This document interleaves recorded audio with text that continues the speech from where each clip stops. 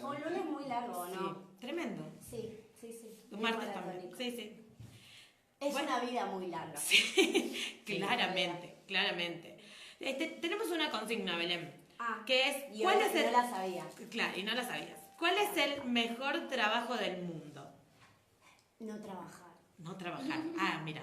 El derecho Que a no, la presa. que no entraría, digamos, en trabajo. Claro, ¿no? no entraría dentro exactamente Bueno, de me cosas. parece que la amistad, Ah, la amistad. sí, es un trabajo. Es un trabajo. Sí, Sí. sí, claramente. Acá un oyente nos dice, ser guía de montaña tiene su costo, pero es la mejor oficina del mundo.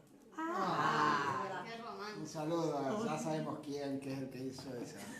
Sí, te la regalo con tormenta. Sí, te la regalo con rayitos. Con y todo. 50 Sí, sí. grados. Bueno, Sí. sí. Bueno, pero está bien. No, está bien, cada uno más su trabajo. Capaz que lo más fácil era que yo diga ser docente, pero también esa visión romántica de, ay, no sé. El sacerdocio Ay, de la sí, docencia. Qué sí. cosa fea, che, ese nombre, ¿no? Tal cual. Bien, Belén, ¿qué nos traes para esta tarde?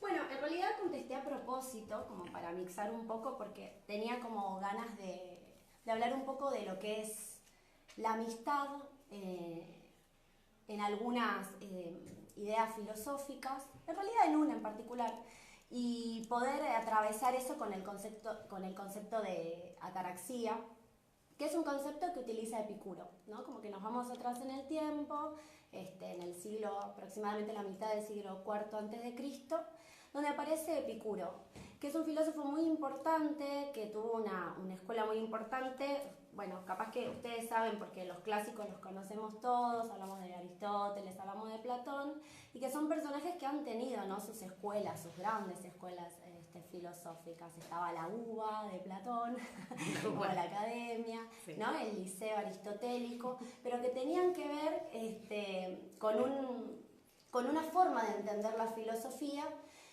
que, si bien era teorética, también va entrelazada con la forma de vivir, ¿no? Como yo hago como tal vez un reduccionismo, pero como para que entre rapidito, la expresión de la filosofía griega en realidad tiene que ver con buscar una forma de vivir. Y yo me estaba pensando en esto, digamos, como rastreando en esto, porque bueno, me parece que es un intento constante de todos y de todas esto de cómo vivimos, ¿no? Entonces, los primeros intentos filosóficos, si bien más academicistas o más teóricos, tenían que ver con dar una respuesta al cómo vivir. Y Epicuro venía a romper un poco con esto, y estoy como un poco trabada. Tengo una dislexia Estamos así. de palabras. Bueno, eso es un poco lo que pasa ya en octubre. Ya llegamos así. Te decíamos que pasaron como 3 años en un año. A mí me pasó, Sí. ¿no? Me pasó un poco como lo de la reforma previsional, lo de la legalización del aborto y la crisis, ¿no? Así, tal Así. cual es. Y Bien. en ese, muchas gracias por el tiempo para que pueda tomar agua. En ese intento filosófico por pensar cómo resolver la vida, ¿no?, los griegos se están preguntando todo el tiempo qué es la felicidad, o en realidad cómo hacer para llegar a ella.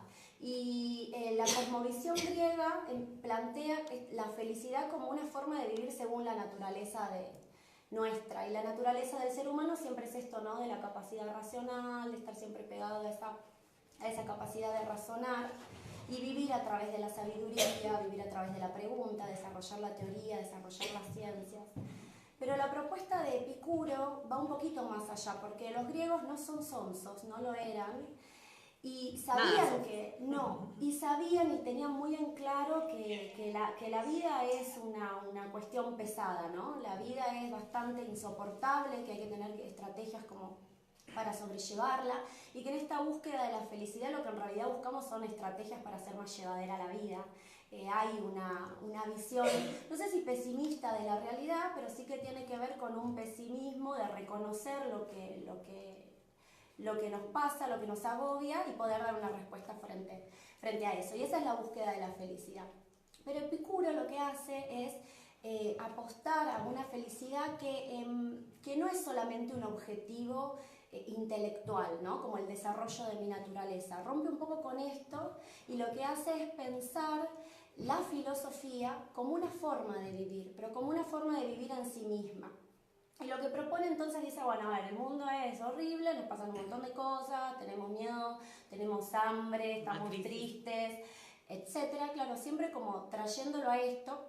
Y hay que contextualizarlo un poco, ¿no? Ya en el siglo IV no estamos en esta Grecia de la democracia, del esplendor, donde las leyes y las reglas eran lo que mancomunaba a la gente, lo que le daba la libertad a los griegos. Siempre hablo en masculino porque además son los hombres los que viven, digamos, en esa libertad democrática, ¿no? Recordamos que por lo menos en Aristóteles, que defiende un montón la forma de vivir a través de la palabra, ¿no? Y de la democracia a través de la palabra, tiene como teoría de que ni los niños ni las mujeres ni los esclavos tienen alma, ¿no? Es como que los niños la van a desarrollar en algún momento porque van a llegar a ser hombres, los esclavos pobrecitos no son ciudadanos y las mujeres son eternas infantes, que esto es algo que hasta la modernidad, digamos, se empieza a deconstruir. Hasta no hace mucho en la Argentina. No, y ni hoy, ¿no? Es como que seguimos con algunas de estas ideas. Y en ese sentido Epicuro dice, bueno, lo que hay que lograr para ser feliz es una forma de vida que a mí me lleve a la ataraxia, dice Epicuro. ¿Y eso qué es? Ese concepto en realidad tiene como varios significados, pero me gusta a mí por lo menos entenderlo como un estado de quietud del alma, ¿no? Una quietud que lo que hace es equilibrarme a mí entre mis necesidades y los miedos. O sea, la vida es sencilla, dice Epicuro, y lo que tengo que hacer es saber regular mis necesidades, que siempre van a ser las naturales, no las sociales, y reducir, digamos, los temores que tengo a la vida. Y esa felicidad se va a encontrar en una práctica de vida, y él funda lo que se llama el jardín. O sea, Epicuro no le pone ni academia, ni liceo, ni gymnasium, de esto que estábamos hablando, ¿no? El chabón le pone el jardín. Claro. Porque es literalmente un jardín y porque ahí vivían con sus discípulos, ¿no? Y ahí practicaban esto de empezar a desprenderse. Esto también es como un relato medio hippie, siempre parece, porque se empiezan a desprender de estas necesidades materiales, empiezan a entender que lo bueno en realidad es fácil de conseguir, dice Epicuro. Y en este tránsito por la vida, que a mí me aleja de las perturbaciones del alma, y yo logro ese equilibrio, esa falta de turbación por la ataraxia, no la puedo lograr sola, no lo puedo lograr solo. La clave de la felicidad en Epicuro viene con la amistad. O sea, no hay felicidad sin amistad, ¿no? ¿Están de acuerdo? Totalmente de acuerdo. Festejamos. Y que es una amistad distinta, porque si nosotros vamos, ¿se acuerdan esto? Bueno, que es la filosofía etimológicamente, amor a la sabiduría, y que la filía está también relacionada a la amistad. En Platón y en Aristóteles, digo como para nombrar los grandes referentes, que son más academicistas, esta amistad tiene un fin, que es la filosofía justamente, pero que es un medio para un fin, que es el de conseguir el conocimiento, el de rebuscar y reflexionar, el de desarrollar las teorías, el de comprender el mundo a través de ese diálogo que solamente la puedo tener con la conversación con un otro, ¿no? Pues, digamos, si hablo yo sola es muy difícil que mi conocimiento se pueda elevar, aunque haya gente que piensa que lo puede hacer. En cambio, esta amistad es un fin en sí mismo, ¿no? Para Epicuro. Y es lo que realmente me va a ayudar a mí a vivir, a transitar, digamos, los miedos, a ayudarme a entender cuáles son mis necesidades básicas, a soportar el mundo, digamos, ¿no? Y que a mí me parecía como re importante esto, porque en tiempos como los de ahora, que también son de crisis, ¿no? Esto que hablaba con una compañera y escuchaba la columna también de ayer de Andrea, y relacionaba esto en los tiempos donde está todo moviéndose, donde la incertidumbre crece, donde hay más, se quiebran los vínculos, ¿no? O sea, cuanta más nos pasa crisis, eso, ¿no? Más crisis, más rupturas de vínculos, que es justamente a lo que tenemos que apostar, o por lo menos es la línea que yo venía siguiendo, ¿no? Cuando hablábamos de Spinoza también y de lo de poder encontrarnos. No es casual que Epicuro rompe con esta visión academicista de la filosofía y la propone como un modo de vida, incluso saliéndose de la política, ¿no? O sea, hay una frase que a mí sí me gustaría leer, porque que dice, la tierra entera vive en fatigas y para las fatigas es su mayor capacidad. No hay necesidad de demostrarlo para cada uno de los seres vivientes. Dice, pues, aún ante el ser superior, en esto nada contradice esta verdad universal. Lo que quiero decir es, el ser humano vive entre fatigas y mientras más crisis hay, más innegable es esta verdad universal de que la vida es complicada y más a nivel social. Y en momentos como ahora, donde todo empieza a desestabilizarse, o en realidad se desestabiliza con más fuerza que en otros momentos, o se nos empieza a desestabilizar todo, es justamente donde hay que hacer hincapié más en los vínculos. Y no es casual que Epicuro también proponga esta forma de vivir, porque estamos hablando de una Grecia que viene con muchos trastornos políticos, donde la democracia empieza a romperse, donde la economía empieza a quebrar, donde hay que revincular y reconfigurar la sociedad como para apostar a otra cosa, y donde entonces ya no es tan importante juntarme para desarrollar teoréticamente, porque ya no tengo, digamos, la seguridad de la palabra, incluso hasta los vínculos familiares se habían empezado a romper, las instituciones ya no eran lo que eran antes, y yo me reía porque digo, pero Epicuro estaba en el 400 a.C., pero le está pasando lo mismo que les pasó a los modernos, ¿no? Con romper estas cuestiones, digo, la caída de la religión como forma de unificar, ¿no? la cosmovisión y la cultura de las personas, digamos, son como quiebres, ¿no? Como quiebres culturales que se dan a nivel sociopolítico y económico, y que eso nos lleva a pensar de otra manera y a desarrollar estrategias como propuesta política también para sobrevivir la vida. Entonces, bueno, en este sentido es la amistad lo que le da sentido a la filosofía incluso, porque así me curo, dice él. La amistad entendida como la entendemos actualmente. ¿Y cómo la entendemos actualmente? Es una buena pregunta. No sabría definirlo, pero me pregunto si la amistad, cuál es el concepto, si es como la amistad, no sé. ¿Qué es la amistad para vos? No me hagas esto, Me dejaron hablar un montón, entonces yo estaba esperando. No me gusta este método mayéutico. No me gusta que me apliquen la mayéutica, me siento muy expuesto, Belén.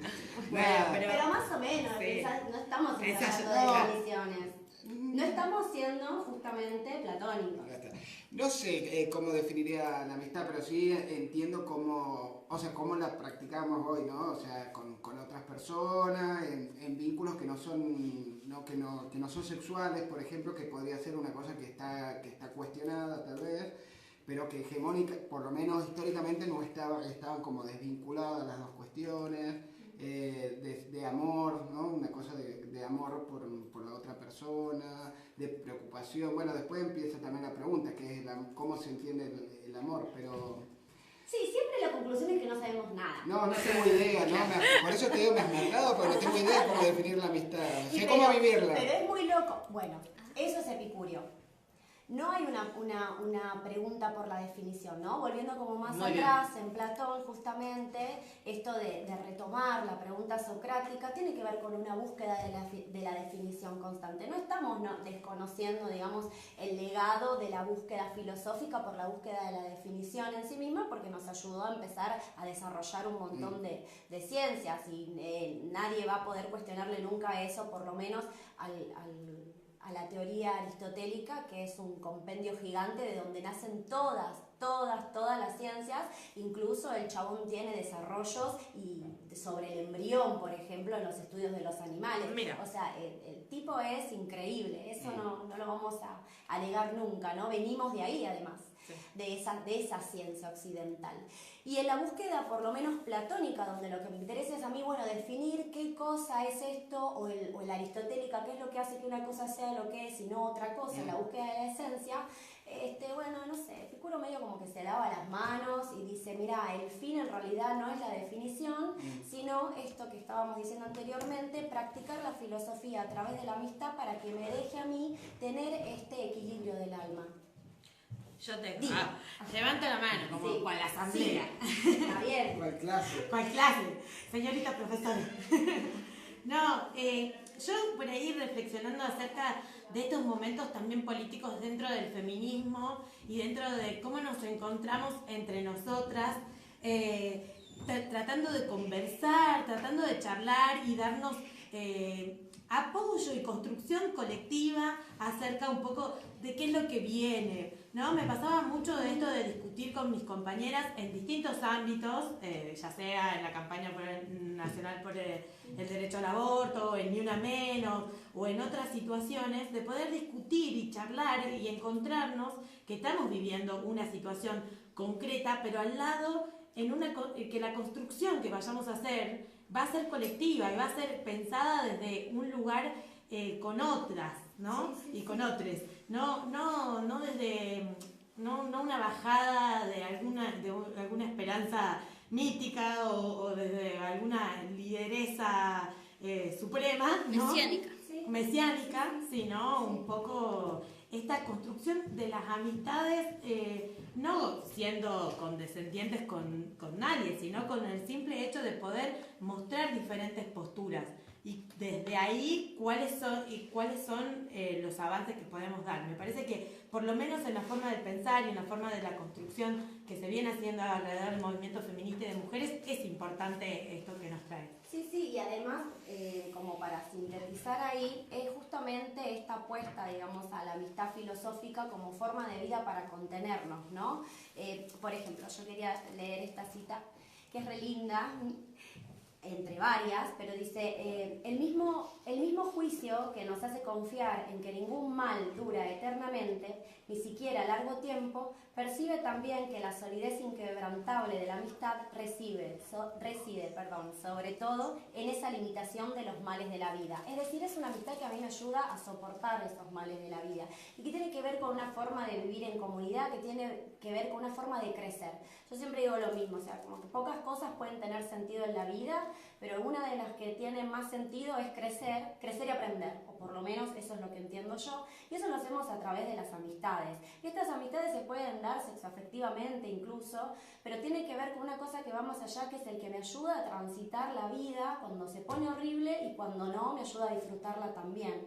No es casual, por eso también, que Epicuro tenga otra forma de entender y que incluso en su escuela las mujeres sí entren. Ah, mira. Y ese es un dato zarpado, porque entendemos que la amistad filosófica en la academia o en el liceo tenía que ver más con una cosa así, como de paja intelectual, ¿no? O sea, sí. A ver, yo sé, vos sabés, juntos aprendemos y desarrollamos teoría. Esta amistad es la amistad por el fin mismo de la amistad.